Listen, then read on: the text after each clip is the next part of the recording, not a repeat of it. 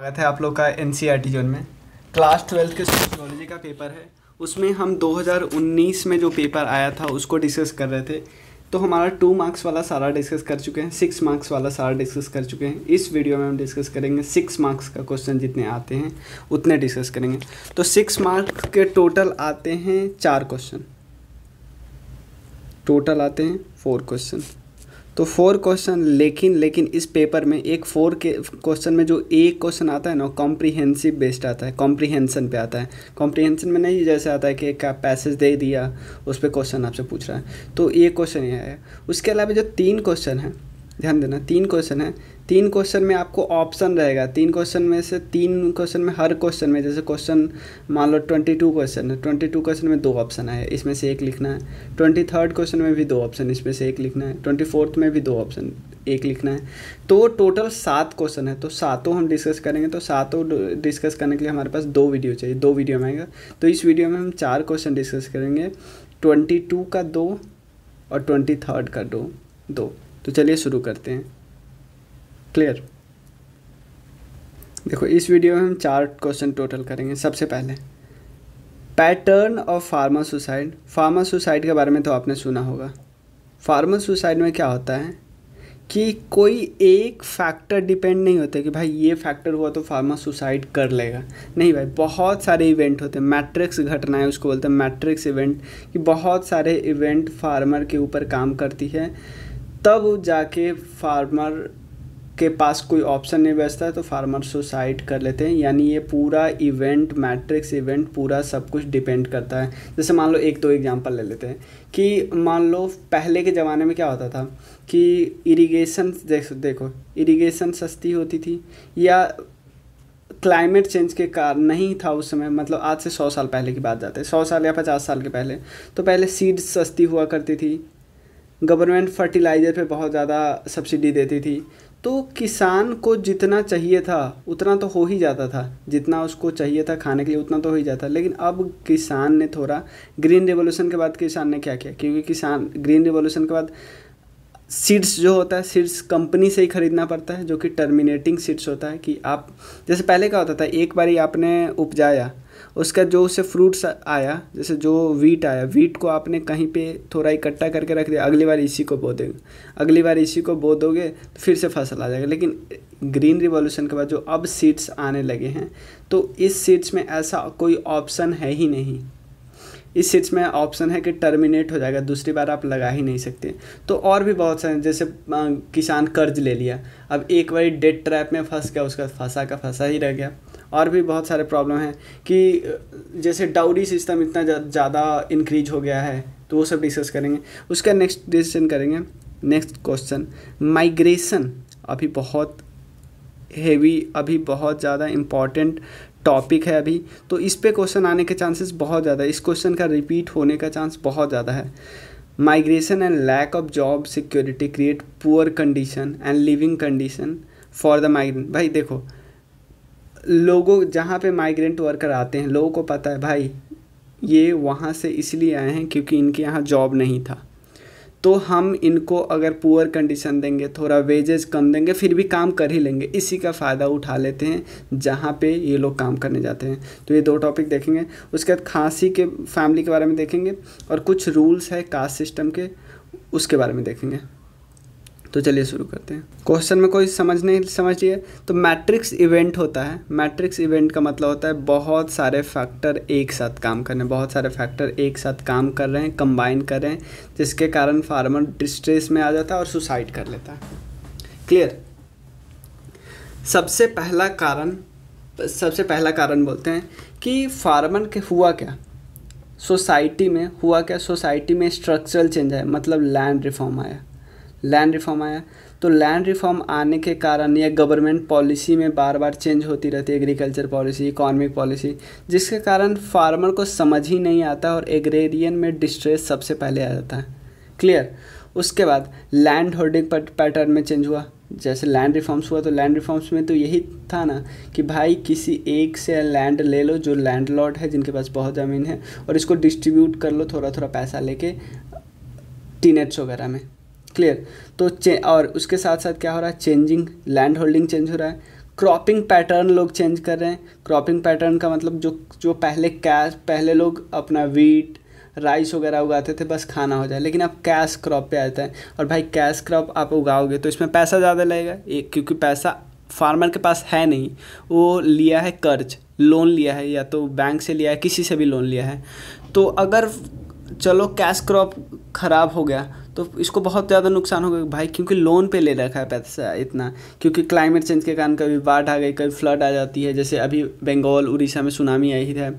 तो उससे क्या होगा कि वहाँ की फसल ख़राब, तो वहाँ के फिर फार्मर कहाँ जाएंगे, फिर वहाँ के फार्मर लोन माफ़ी की बात तो करेंगे ही ना। और लोन माफ़ी से फ़ायदा सारे किसान को होता नहीं है, क्योंकि आपको भी पता है अगर आप विलेज एरिया से बिलोंग करते हो तो अधिकतर फार्मर लोन एक्सेस कर ही नहीं पाते हैं बैंक से। वो लोन किससे लिए रहते हैं, गांव के लोगों से लोन लिए रहते हैं, और वो थोड़ी माफ़ करेगा। क्लियर। तो लिबरलाइजेशन के कारण क्या हुआ, इंडियन एग्रीकल्चर भी ग्लोबलाइजेशन के नज़र में आ गया, ग्लोबलाइजेशन के नज़र में आ गया। तो अब क्या करते हैं, जो हर बाहर की कंपनी जैसे मैकडी आती है, मैकडी क्या करती है, इंडियन एग्रीकल्चर के साथ बोलती है कॉन्ट्रैक्ट फार्मिंग करो। तो ऐसे ऐसे नए नए चीज़ आ गए जो इंडियन एग्रीकल्चर को पहले समझ ही में नहीं आता था। और इसमें अगर चलो ठीक है तो ठीक होता है, लेकिन अगर प्रॉब्लम आ गया तो सीधा सीधा उसको फार्मर को इस इवेंट में काउंट हो जाएगा। उसके बाद हाई कॉस्ट इनपुट पे हाईली डिपेंडेंट है। भाई मैंने बताया था कि अब जो कंपनी है सीड्स की, वो मल्टीनेशनल कंपनी बनाती है, मल्टीनेशनल कंपनी। पहले क्या होता था भाई, हमने लगाया वीट, और वीट में हमने लगाया, अगली बार उसी वीट के फ्रूट्स में से हमने क्या किया, रख लिया कुछ और फिर उसी को उगा देंगे, उसी को बोएंगे तो उग जाएगा। लेकिन अब ऐसे नहीं होता, अब जो सीड्स आती है उसको बोलते हैं टर्मिनेटिंग, कि एक ही बार लगा सकते हैं। तो यानी अब देख लो हम हाईली डिपेंडेंट हो गए किस पे, मल्टीनेशनल कंपनी पे। और भाई मल्टीनेशनल कंपनी सिर्फ अपने प्रॉफिट के बारे में सोचता है, यानी गवर्नमेंट ने यहाँ अपने आप को पीछे खींच लिया। जहाँ पे फार्मर को सबसे ज़्यादा ज़रूरत थी, यहाँ पे गवर्नमेंट अपना हाथ पीछे खींच लिया। क्लियर, वही तो मैं बता रहा हूँ, वो ये पॉइंट इससे डिपेंडेंट है। स्टेट ने अपना सपोर्ट पीछे खींच लिया, जो कि सब्सिडीज़ देते थे काफ़ी हद तक, फर्टिलाइज़र का, इलेक्ट्रिसिटी का। तो इसमें भी आप देखो इलेक्ट्रिसिटी का पॉजिटिव निगेटिव पॉइंट हमें पता है कि निगेटिव पॉइंट भी है कि अगर इलेक्ट्रिसिटी पे सब्सिडी बहुत काफ़ी हद तक, लेकिन उसमें भी कुछ कर सकते हैं। एग्रीकल्चर ऑपरेशन ऑफ इंडिविजुअलाइजेशन हो चुका है। पहले क्या होता था, पूरी फैमिली कर रही है भाई, ज्वाइंट फैमिली कर रही है, ज्वाइंट फैमिली करती थी, और थोड़ा भी नुकसान इधर उधर हुआ सब मैनेज कर लेते थे। लेकिन भाई अब अकेले भाई मैं रह रहा हूँ, मैं सारे फैमिली से, सारे भाई या सबसे अलग हो चुका हूँ, और मेरी खेती ख़राब तो कोई मुझे पूछने भी नहीं आएगा ना, यही होता है। अगर डिजीज आ गया, जैसे अभी आया है लोकस्ट का अटैक आया है, और लोकस्ट के बारे में आपको पता होना चाहिए, अभी 1-2 दिन पहले ही आया। देखो एक्चुअली ईस्ट अफ्रीका से आता है, ईस्ट अफ्रीका में वो ओरिजिनेट होता है, और उसके बाद वो आया पाकिस्तान अफ़गानिस्तान से होके, वेस्ट इंडिया से होके, अब तो यूपी वगैरह तक आ चुका है। ठीक है, एक्सेसिव रेनफॉल हो गया, ड्रॉट आ गया, तो सारे इस सब से प्रॉब्लम ख़राब ही होगा ना। लैक ऑफ एडिक्वेट सपोर्ट और मार्केट प्राइस। क्लियर, मतलब सपोर्ट नहीं मिल पाता है। भाई हमने खूब उगा लिया, हमने बहुत सारा वीट उगा लिया, भाई जा रहा है मार्केट इतना सस्ता, मतलब हमारा पैसा मिल ही नहीं रहा, जितना इनपुट तो इतना डाले थे भाई, और सामान बिक ही नहीं रहा है अच्छे रेट पे। डेट बर्डन है, तो पता ही है डेट बर्डन का मतलब हमने उधार लेके रखा था, और उसके बाद और प्रॉब्लम हो गया। और यहाँ पे सबसे ज़्यादा मैरिज, डाउरीज, इस सब के कारण क्या होता है कि और भी बहुत सारी एक्टिविटीज, जैसे एजुकेशन पे खर्चा किया, मेडिकल केयर पे खर्चा किया, आउट ऑफ पॉकेट एक्सपेंडिचर हो गया।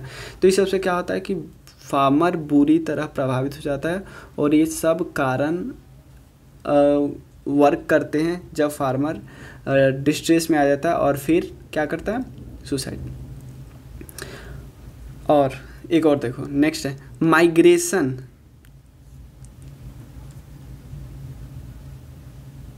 हाँ,